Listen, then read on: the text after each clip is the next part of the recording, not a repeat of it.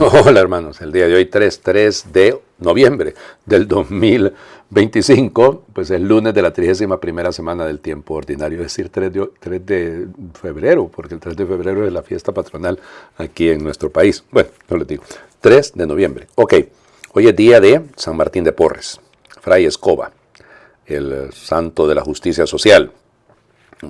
Vamos, uno de los primeros santos latinoamericanos, aunque fue canonizado ya bastante tarde, ¿no? Porque fue canonizado apenas el siglo pasado, en tiempos de San Juan XXIII. Hablemos de él. Se trata de Martín, es hijo, nace un 9 de noviembre de 1579. Su papá era don Juan de Porres, o de Porras, como realmente era su apellido, y doña Ana Velázquez, que era una mujer negra, que era de Panamá. Y entonces, pues eso lo hace mulato, ¿no? Y eso va a ser una de las dificultades más grandes que va a tener en la vida, ¿no? Porque le va a costar, aunque el papá luego lo va a reconocer a él y a su hermana. El asunto es que pues vive en una época compleja, ¿no? Porque no podía llegar a ser sacerdote siendo precisamente mulato. Y entonces, ya les digo, el papá era de la orden de Calatrava, se trataba de una... Y la mamá no era una esclava, cuidado, era una mujer negra, sí, pero era una mujer libre. O sea, luego, a los 12 años, él empieza una vida particular, ¿no? Empieza a aprender a ser peluquero, dentista, empieza a aprender medicina natural. Y de hecho, fíjense, llegó a ser cirujano. Y por eso montón, pero de mendigos llegaba a la casa, porque no tenían cómo pagar, pues y entonces iban y les pedía, y él los atendía de mil maneras, y se volvió pues un famoso, llamémosle, famoso barbero y un famoso cirujano, madre de Dios, usando cuchilla de todas maneras. Y entonces ahí es donde viene el detalle, porque él quería pues ser religioso, él quería ser dominico, pero lógicamente, repito, era un poco complejo por el tema de las... de que era un mulato. Y entonces, por eso realmente lo reciben en la comunidad, ahí en el convento de Nuestra Señora del Santo Rosario, en Lima, como donado. Ese es el término que se utiliza. Y luego le encargan, pues por eso lo de la escoba, entonces le encargan que se encargue vea usted, de barrer y de mantener la limpieza y todo, ya les digo. Así que toda su vida va a dedicar a esto, ¿no? Pero fíjense ustedes, y aquí viene lo que es verdaderamente bello del asunto, pues resulta ser que todos se dan cuenta de la piedad, del amor de Martín, de Martincito, y entonces hasta los mismos hermanos votan para que él pueda hacer su profesión religiosa como hermano.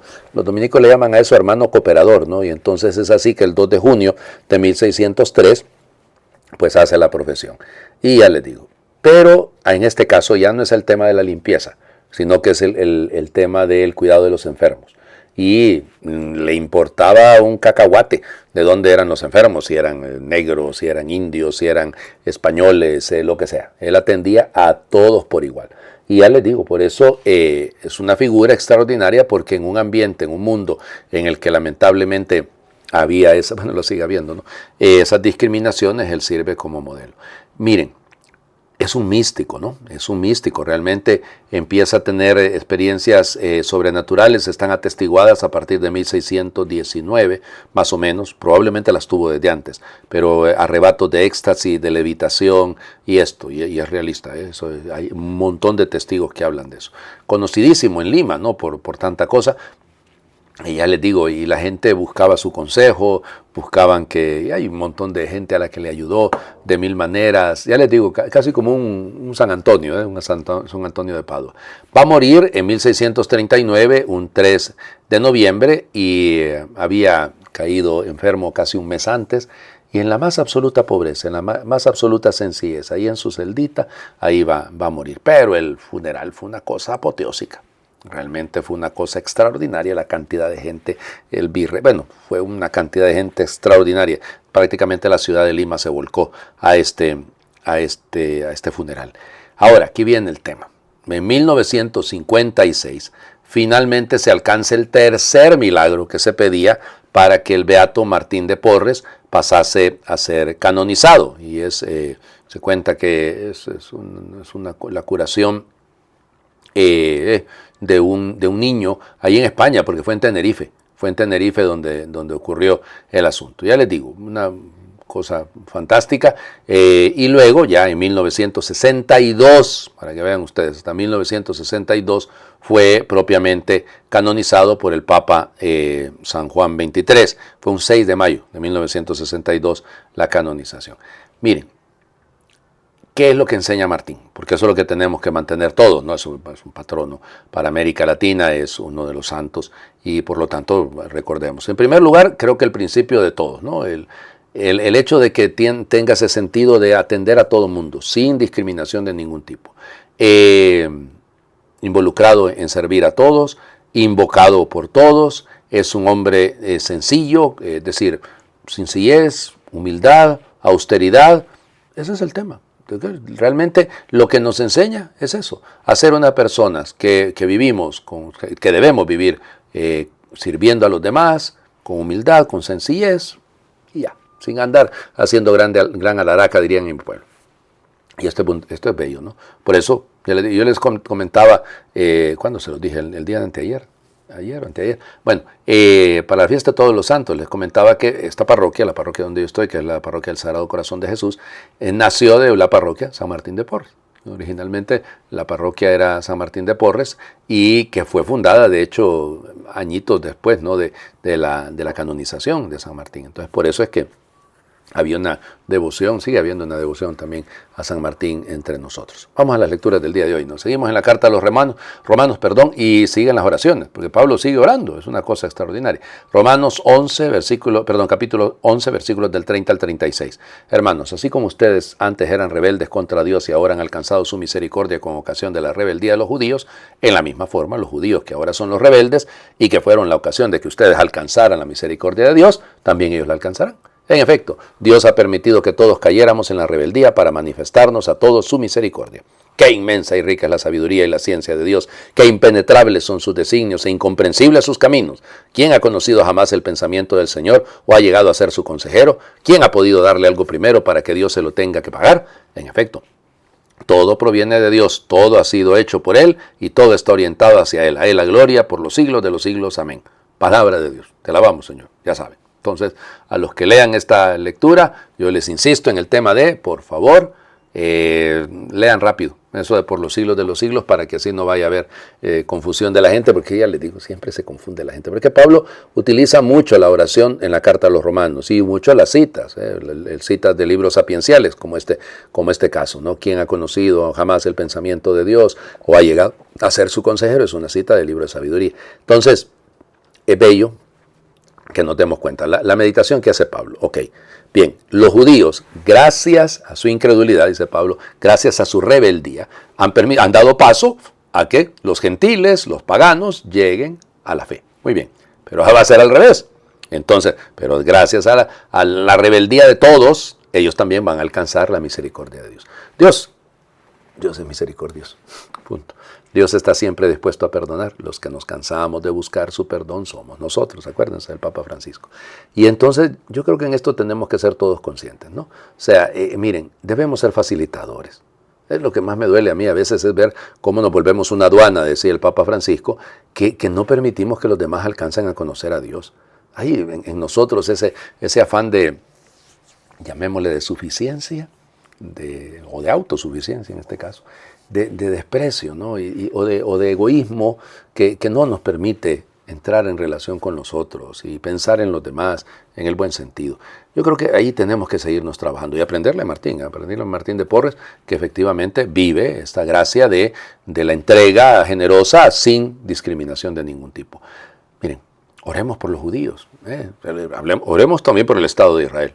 Se los digo de corazón porque sigue pasando cosas tan difíciles, ¿no? Ahí yo entiendo la necesidad que deben tener y tienen de defenderse frente a los ataques de los fanáticos intransigentes, digamos, del mundo musulmán, pero evidentemente, es mucho más amplio esto. Pero también tenemos que ser conscientes de la necesidad de conversión, de que encuentren a Cristo, conozcan a Cristo. Bueno, vamos, el Evangelio. Seguimos el Evangelio de Lucas, capítulo 14, versículos del 12 al 14. En aquel tiempo Jesús dijo al jefe de los fariseos que lo había invitado a comer: cuando des una comida o una cena, no invites a tus amigos, ni a tus hermanos, ni a tus parientes, ni a los vecinos ricos, porque puede ser que ellos te inviten a su vez, y con eso quedarías recompensado. Al contrario, cuando des un banquete, invita a los pobres, a los lisiados, a los cojos y a los ciegos, y así serás dichoso, porque ellos no tienen con qué pagarte, pero ya se te pagará cuando resuciten los justos. Palabra del Señor. Gloria a ti, Señor Jesús. Lo notan, no es un texto que tiene que ver con San Martín de Porres.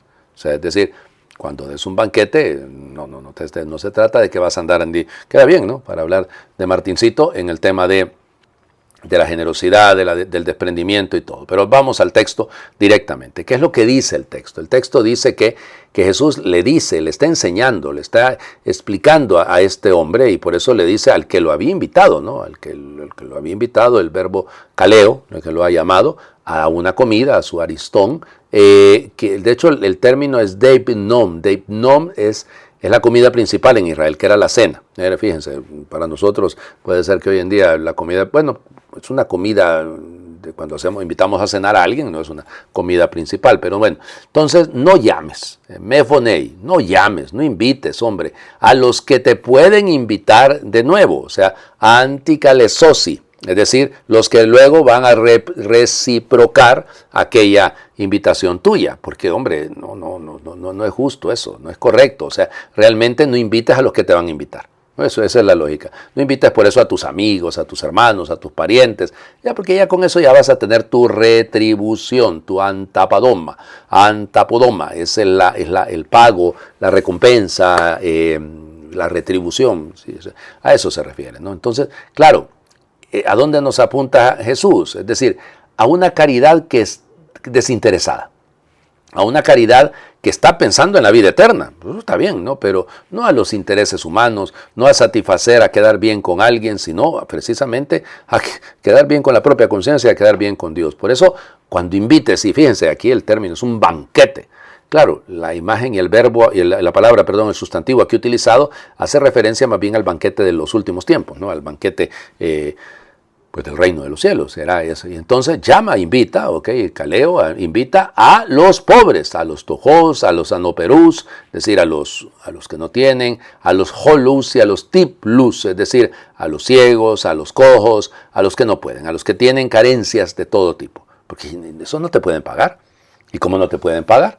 Entonces lo que te va a pagar es la misericordia de Dios. Sí, pues, si lo piensan, eso es lo dicho, porque ellos no tienen, serás bienaventurado, serás Macario, ¿se acuerdan que hemos leído eso el sábado para la solemnidad de todos los santos? Sí, porque ellos no tienen, no, te será recompensado, o sea, de hecho el verbo está en una voz pasiva, por lo tanto es Dios el que me va a recompensar, no son ellos, ¿ya? Cuando resuciten los muertos. De hecho, literalmente el texto del Anastasis ton dikaion, es decir, cuando resuciten los justos. Nos queda bien, ¿no? Ayer hemos celebrado la memoria, la conmemoración de los fieles difuntos, queda bien. Entonces, cuando resuciten los justos, cuando resuciten aquellos que nos han precedido, ahí se te pagará. Bueno, entonces la lógica de Jesús no es la lógica de los seres humanos, ¿no? La verdadera grandeza está en el que sirve, igual que San Martín de Porres. El banquete al que aspiramos es el banquete celestial, o sea, un banquete donde no hay rangos ni categorías, sino es el banquete junto con el Señor. Y por eso es importante, ¿no? De alguna manera, esta caridad ejercida por los demás, desinteresada, eso me asemeja a Dios, ¿no? Porque Dios es misericordioso, lo acabamos de leer en la primera lectura. Así que por lo tanto nosotros tenemos la responsabilidad de mediar la gracia de Dios, de mediar su misericordia. Pues sí, el mediador es Cristo, ¿no? Entre Dios y nosotros. Pero digo, mediar, servir de puente para ayudarle a los hermanos a que se encuentren con Dios, conozcan su misericordia y ayudarnos también a nosotros, ¿no?